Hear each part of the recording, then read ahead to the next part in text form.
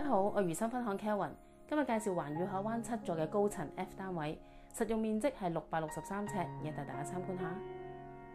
一入到嚟啦，咁見到全屋咧係好靚裝修，而且裝修咧只係幾年嘅啫。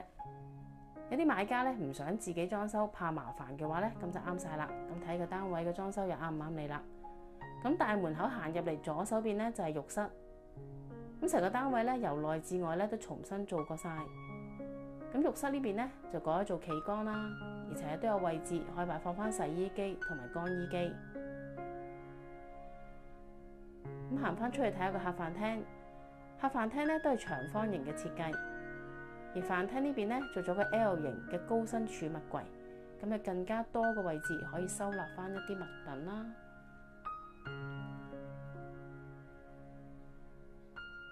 咁廚房咧就近翻飯廳嘅位置嘅，咁我哋睇下個廚房先。咁見到廚房咧係新淨到咧好似新嘅一樣，而且咧佢設計都用翻淺色系，咁啊更加光猛。其實乍眼睇咧個廚房都好似真係新嘅一樣，冇用過咁樣，好乾淨企理。咁睇埋個客廳啦。咁見到客廳咧擺放咗地櫃啦，做咗個裝飾牆，有飾物櫃。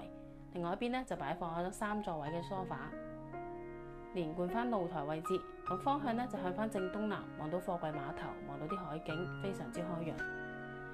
成個單位嘅燈光嘅設計咧都係唔錯嘅，好和諧啦。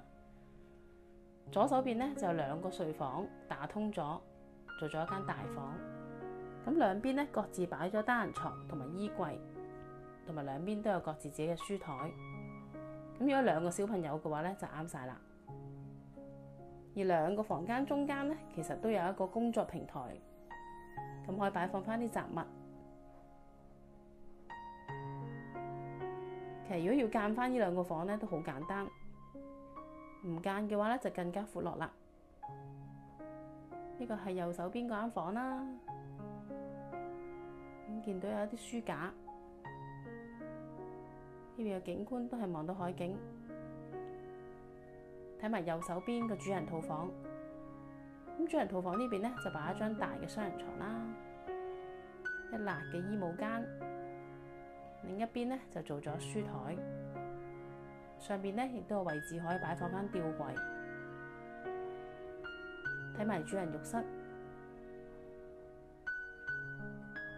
咁主人浴室呢邊咧都係做咗企缸。